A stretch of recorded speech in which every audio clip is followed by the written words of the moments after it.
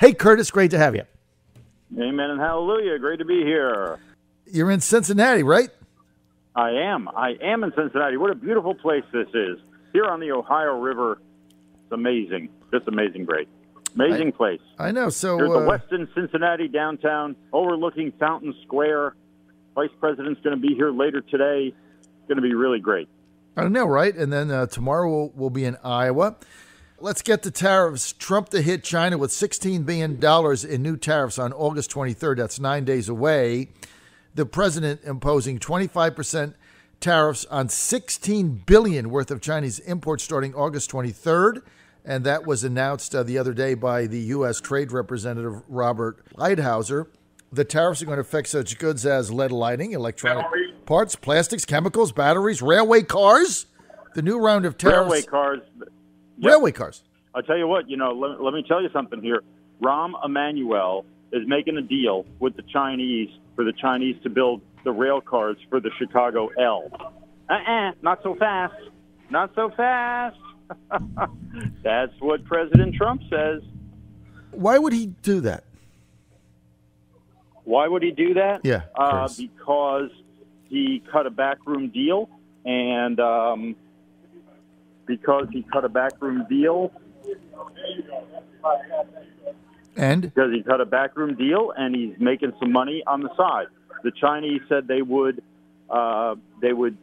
build a plant in Chicago for people to and hire Chicago workers. Yeah, well, the jobs that are being hired to do are like nothing jobs. They're like snap together assembly jobs. No manufacturing, make nothing in America, all made in China, and then you get some low-skilled people. You don't give them any skills whatsoever except how to use a riveting gun to rivet together all the parts that were made in China. That's the deal that Rahm Emanuel made, and in the process of doing that, he threw the American workers under the bus, and he threw the companies that actually do the manufacturing in North America, he threw them under the train as well. But now with these new tariffs, that maybe won't happen. So basically, the railway cars that come in, they're all manufactured in China, right? They just come over on a ship, basically. They get to the docks in Los Angeles, they get trucked to Chicago, and then they hire, $10 an hour people to just, put the screws together. But the actual manufacturing is in China. So the Chinese get the jobs, but now when those pieces of cars come off the ship into the dock, boom, 25% higher. So now he's got to factor that in. So what the president has said is, look, you know what? This whole nonsense is over. Railway cars should be built and manufactured in America, and we have jobs here. That's a manufacturing plant. You buy the steel, you get the workers, you build the railway cars, whether it's in Chicago or Cincinnati or Cleveland or Timbuktu, U.S. It doesn't matter. You build it in the U.S., and then you ship them to Chicago, and you figure that out. But now you got jobs for U.S. workers. You got steel being purchased. You got all the other manufacturing things. You got a manufacturing plant open. You go from one shift to 3 shifts. All the things that happen when you're making things, right? Yeah, and you've got the know-how. You have people getting real skills. Right, the know-how. Accumulating real knowledge of how to make things. That's happening here. Because you see what happens at the end of the day, you have the rail cars, and you have the money, and you have a steel industry, and you have a rail car industry, a rail car technology, and you've got the manufacturing industry here that we can then sell rail cars to the rest of the world. That's what you have at the end. This is like what Abraham Lincoln said when they built the Transcontinental Railroad. They said, we're going to use steel rails made in America. At that time, it was cheaper to buy the steel rails from Great Britain. But Lincoln said, no, we will have the steel rails made in America for our Transcontinental Railroad. That way, at the end, we will have a railroad, we will have the money, and we will have a steel industry. And that is how the U.S. came to surpass Great Britain as the greatest industrial power on earth. The Chinese are following that playbook. We have somehow forgotten it until President Trump. He knows his history. In the short term, if Lincoln had gotten the railway cars from Great Britain, in the short term, the consumer would have saved a little bit of money, right? Which is the argument now. In the short term, right? Everything would have been a little bit cheaper. Okay, so maybe instead of paying 10 cents to go from Cleveland to Chicago, you'd pay 12 cents or 11 cents, right? So it was a little bit higher to the consumer. What would have happened is, the fellows who owned the railroad would have saved a little bit of money, because instead of buying steel from Andrew Carnegie, making it in Pittsburgh, he would have bought steel from somebody in Great Britain. Liverpool. So the fellow who owned the railroad might have made a little bit more money, but there were no consumers in America at the time. There were fur trappers. There were people wandering the mountains of Wyoming and the Louisiana Purchase, and there were farmers. Look, Abraham Lincoln's advisor, his economic advisor, figured it all out in 1850. And he said, look, we've got all these farmers down south, poor farmers growing cotton. There's the plantation cotton, and after that, you've got poor farmers scraping the dirt. And that's wasted labor. We need to start making textiles in South Carolina, in Mississippi. And all that wasted labor will be put to work. And then they will have the money to be consumers. It's very simple. You must be a producer in order to be a consumer. Otherwise, you don't have the money to be a consumer. Now, the geniuses at the Harvard Business School seem to have forgotten this. And so what they're doing is they're saying, well, let's just find the cheapest place on earth to buy our goods from and have them make the goods. And that way we will save the consumers of America money. They forgot that the consumers of America, if the consumers of America don't have jobs, they can't afford to be consumers. And I'll tell you what, try to sell a bunch of iPhones to the people living in barracks, working 18 hours a day, 7 days a week in China. They don't have time for an iPhone. They don't have time for a car. They don't have time for clothing. They got one set of clothes. These people are horrible consumers. They don't have the money or the time to be consumers. The Americans figured this out 150 years ago. But somehow the geniuses at the Harvard Business School have forgotten everything that we learned. Except President Trump. He knows.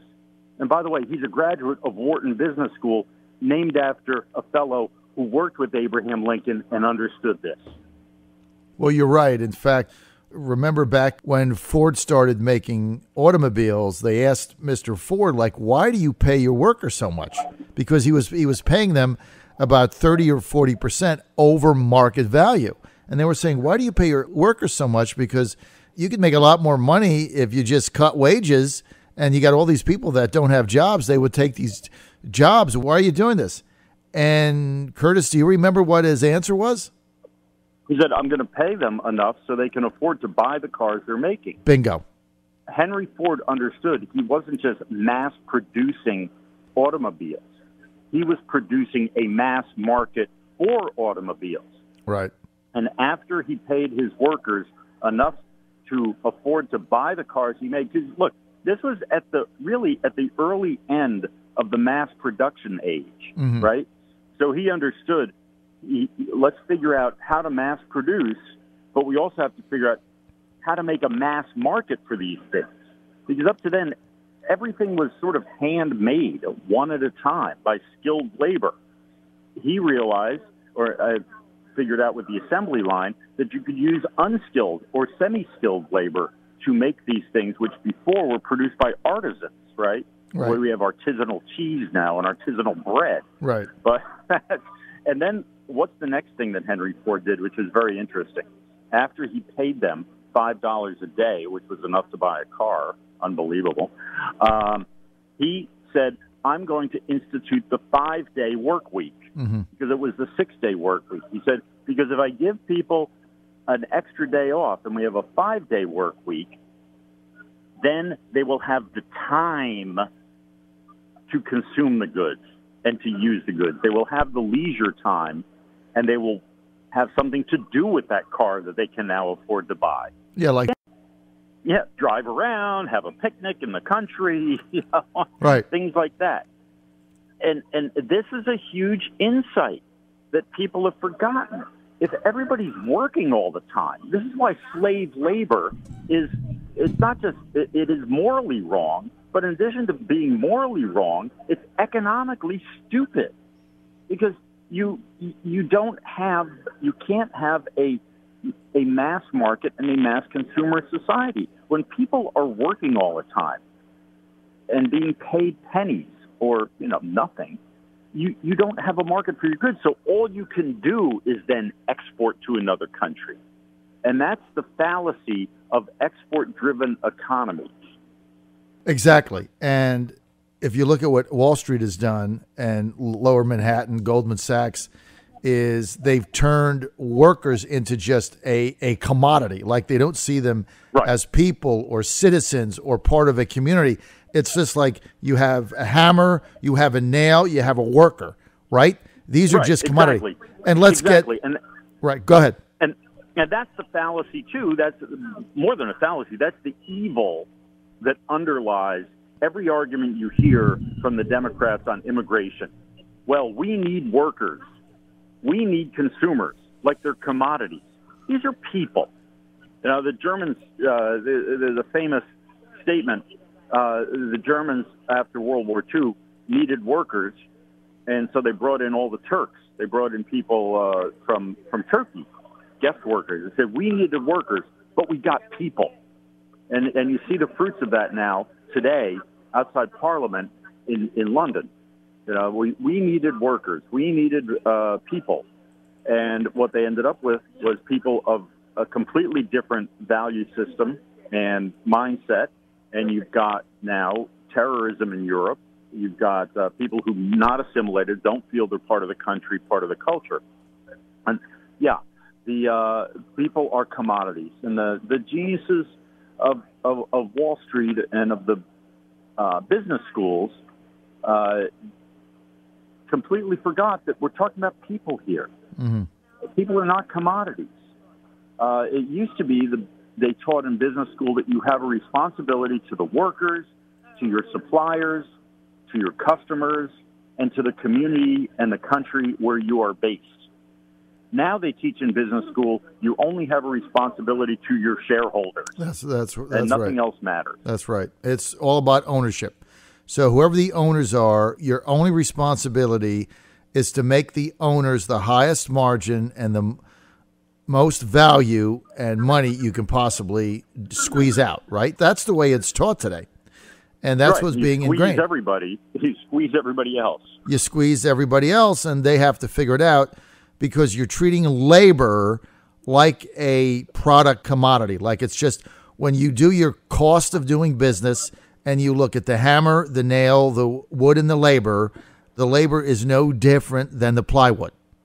It's like, how can I get the cheapest plywood, cheapest hammer, cheapest nail in order to drive the most margin and make the biggest profit to get the biggest bonus, etc., without regard for the human element. And that's what the whole open borders argument is. That's why, Curtis, it is driven by Wall Street and Goldman Sachs. It's driven by them because that turns labor and workers into simply a cheap commodity. That's all it is. That's right. That's right. Look, and the same way Wall Street and this evil doctrine of shareholder value prizes ownership over everything, what President Trump is doing is saying we have got to prioritize citizenship value. Being a citizen of the United States gives you special treatment.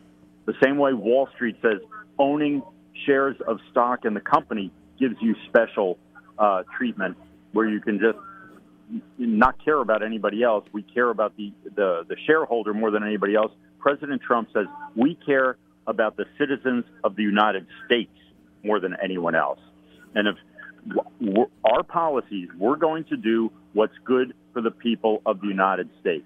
That means making things in America, bringing the manufacturing supply chains back to the United States, making the rail cars in the United States, not simply buying them from China because we can get them for $1 cheaper because the Chinese government is making up the difference in order to grab that industry. No, we must have jobs for our people and do what's right for Americans, not what's right for the bottom line of some faceless, nameless, American in name only global corporation. Curtis Ellis on target once again, Senior Advisor, America First Policies. More information you can go to America First Policies.